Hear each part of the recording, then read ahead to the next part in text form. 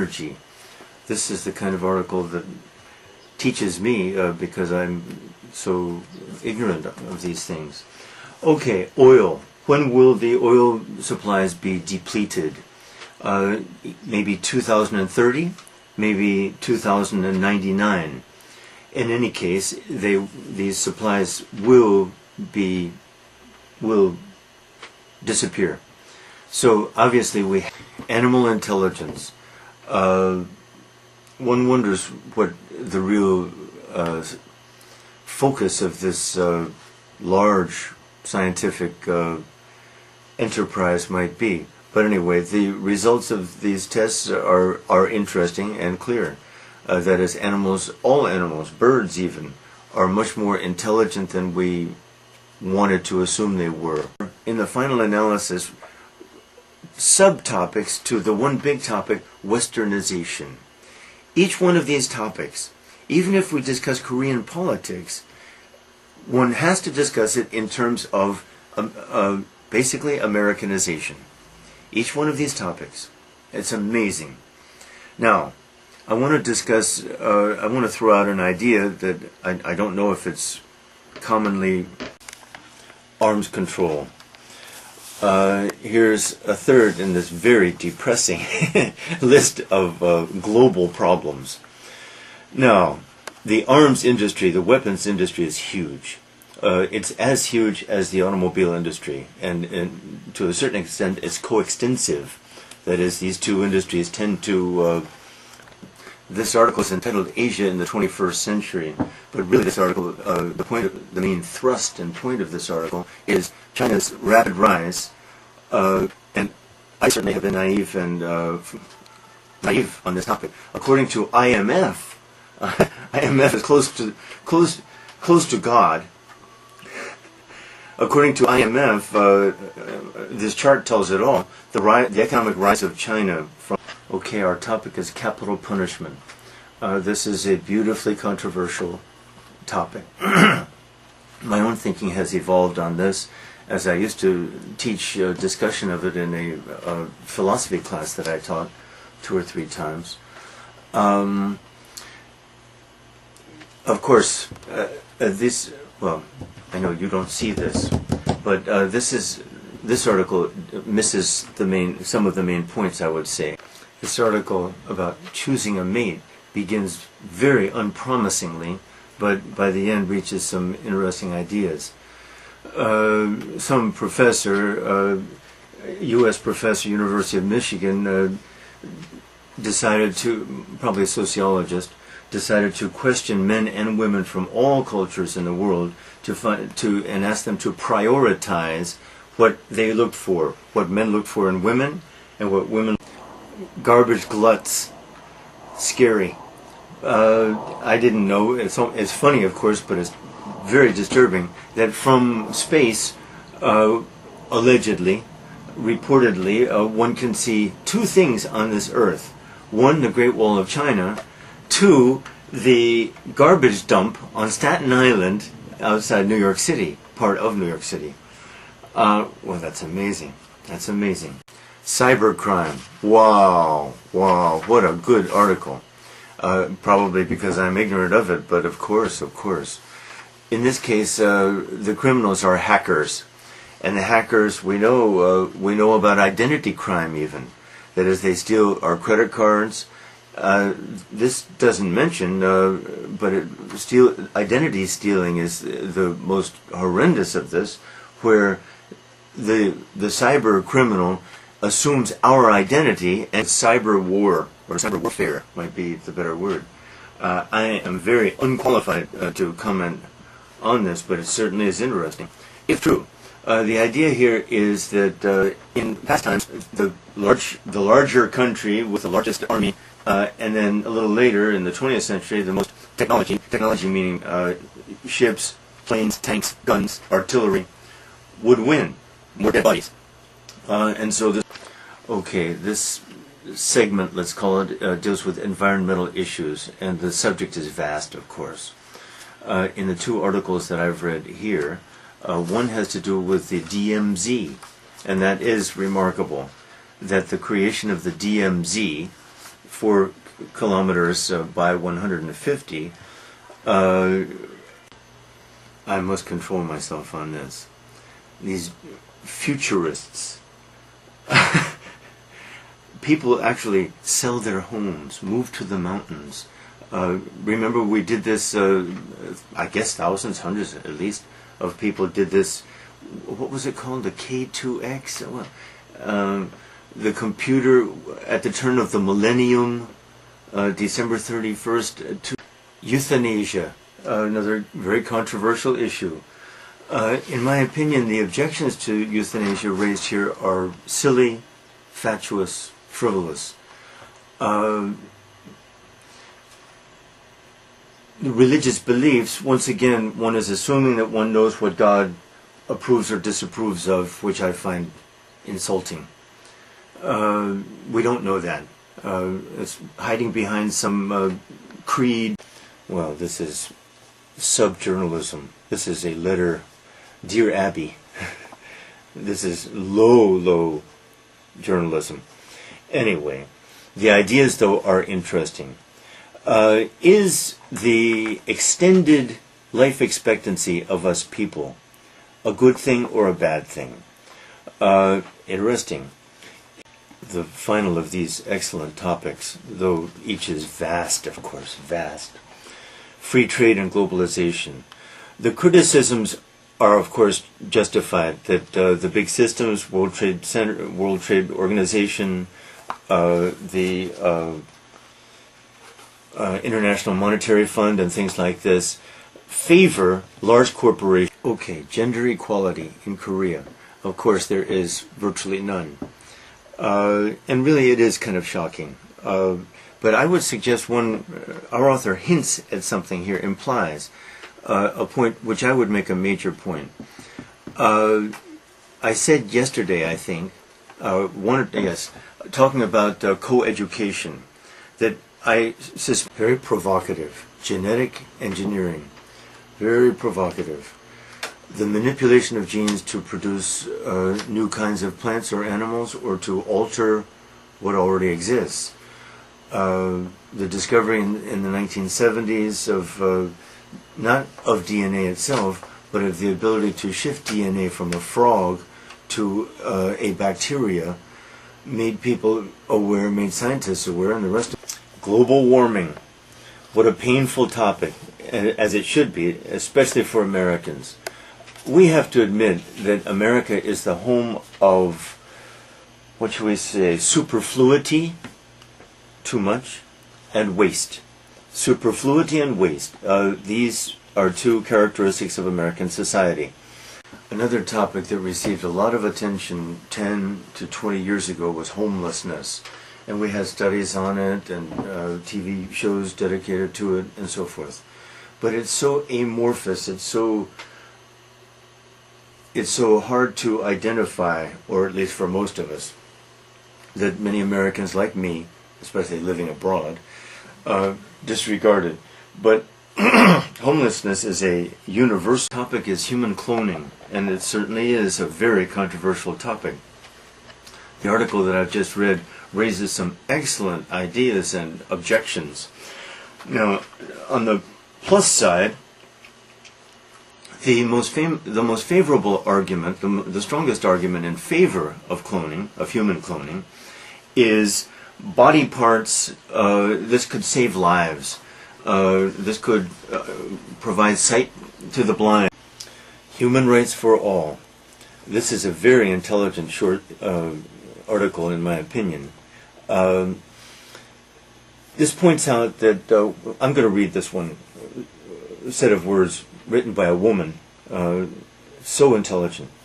While governments have been obsessed, governments like the U.S., have been obsessed with the threat of weapons of mass destruction in Iraq and elsewhere, they have allowed the real weapons of mass. Our first topic, hunger and poverty, vast, of course.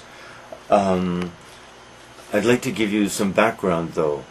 A related topic, of course, is overpopulation, and that raises some interesting topics in itself, because several years ago I taught maybe 3 times a philosophy course called contemporary moral. Okay, the subject is inside North Korea. This is always troublesome. To be fair-minded, really, one has to bear in mind the word propaganda. And objectivity is impossible in any situation. Still, there can be no doubt that large numbers of people in the North are starving or certainly suffer malnutrition. This article, I'm going to criticize this article for the writing first and then address the problem. The final sentence in the article states the author's point clearly. So while the internet has been generally a wonderful addition to our lives, it has created some problems too. Okay? So mostly good, some bad. Opening sentence. It's hard to argue that Korea's rapid rate of connectivity to the internet can be anything but an asset to the country in the future. In my opinion, this article that I'll comment on is journalism, is shabby journalism.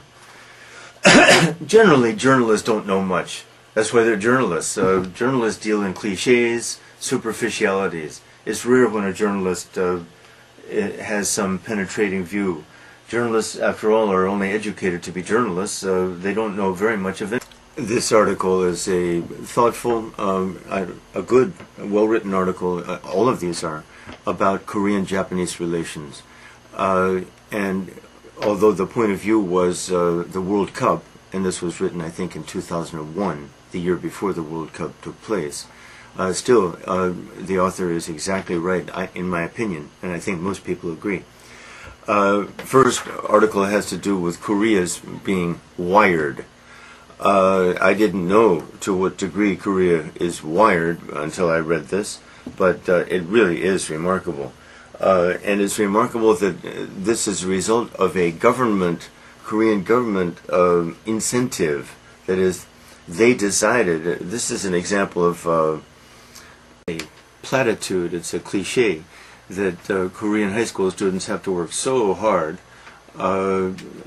competing for the Sunung, the most ambitious students anyway, and then college is basically a free ride. 4 years of pleasure, dilatory and perfunctory studies. They don't have to worry. They didn't have to worry about being expelled. This is a commentary on the changing educational, let's call it atmosphere or system of values in Korea. The Confucian worship of education has diminished considerably, and with it the respect for teachers too has of course diminished too.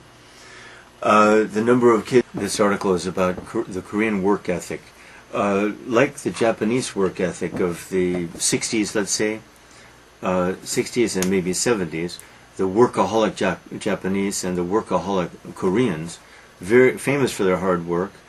And this, of course, produced the rags to riches economic miracle, that label that was attached especially to Korea.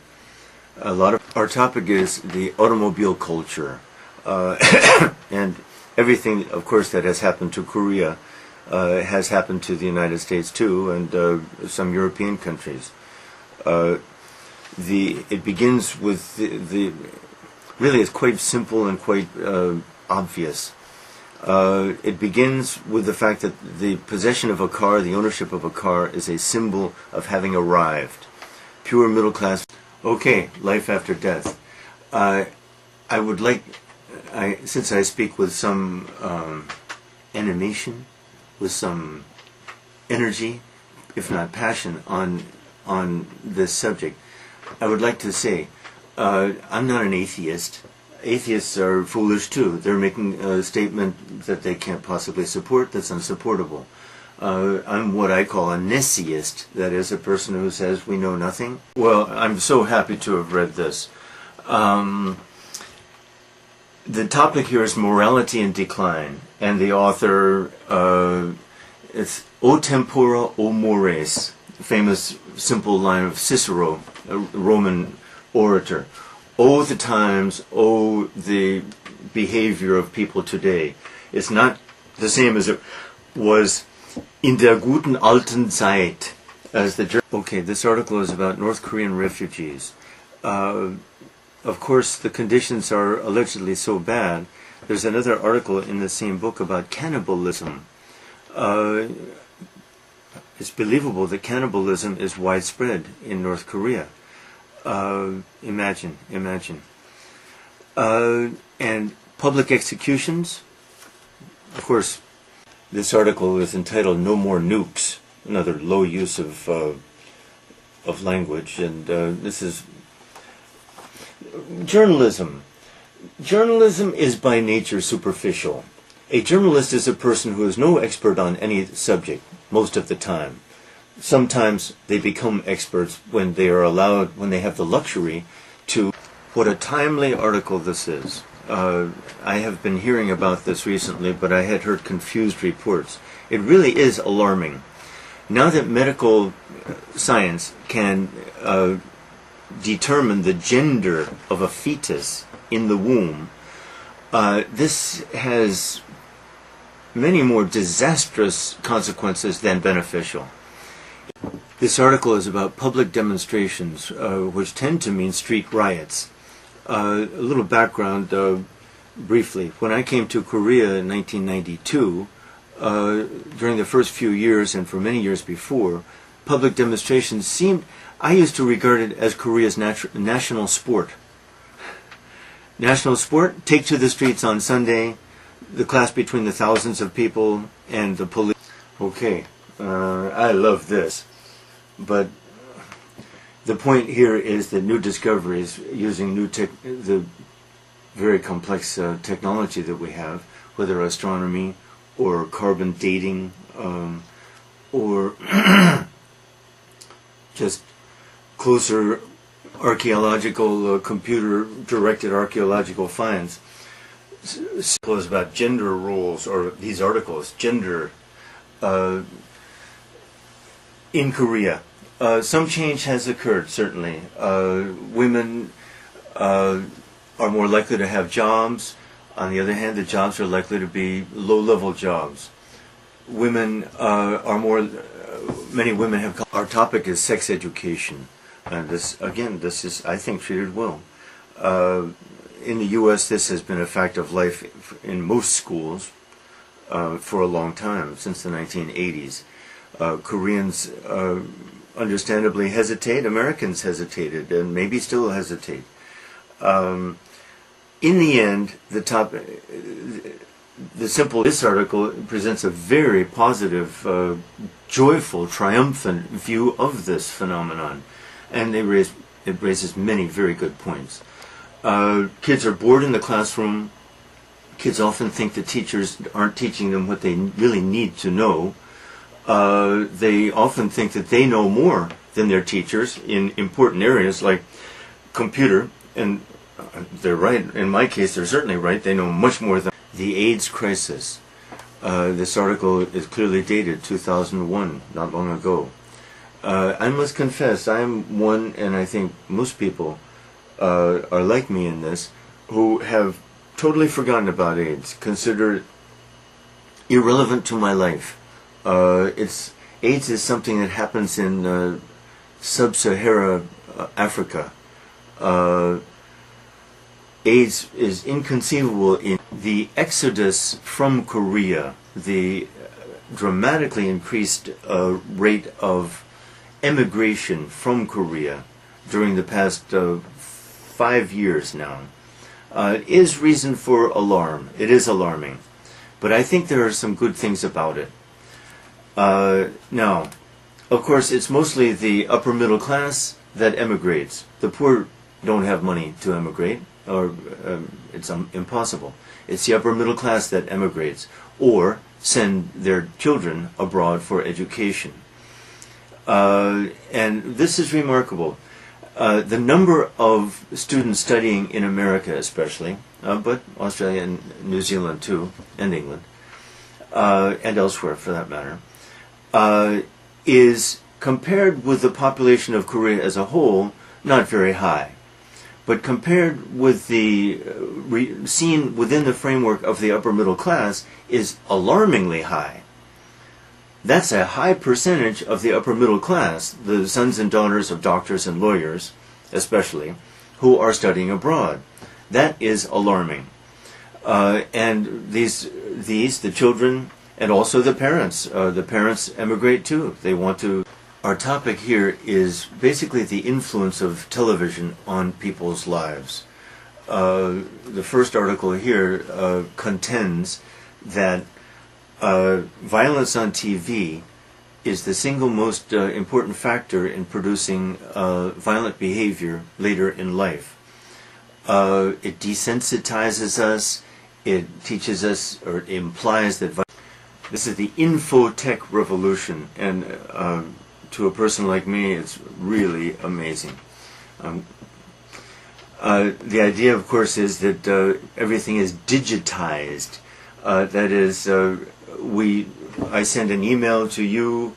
In the past, I wrote a letter by pen, or I typed it. Those letters are there on the paper. Of course, the role of English, the necessity of learning English in the modern world, cliche after cliche. True or false? That's an interesting question. It is undeniably true. No matter in what field, unless one limits oneself to, say, Korean studies. This article is entitled "The War on Terrorism." I think we need some clarification of terms. The author of this article considers the Japanese attack on Pearl Harbor an act of terrorism. Well, it seems to me there is a difference between a terrorist attack and an attack by a state, an attack of war. Here we go. This article, the author, I think, is very naive, and so naive that I wonder about his statistics. But, for example, I didn't know this, but I guess maybe Japan, during its time of occupation of China, according to this article, killed over 25 million Chinese. If that's true, or if it's anywhere. First, I'm going to comment on two diverse topics, really. The first is what's wrong with Korean democracy, and this expresses the disillusionment of most, probably, South Koreans with democracy, maybe. I don't think with democracy, but with the sloppiness. This is a very timely article. I know you're not reading these articles, so I must tell you about it. Captain Rockwood, a U.S. Army captain, complained in Haiti about the horrible conditions of a notorious prison there, where 500 men, world population. It's almost a banality. Everyone knows about it, how 2 million years ago there were perhaps 10 million of us.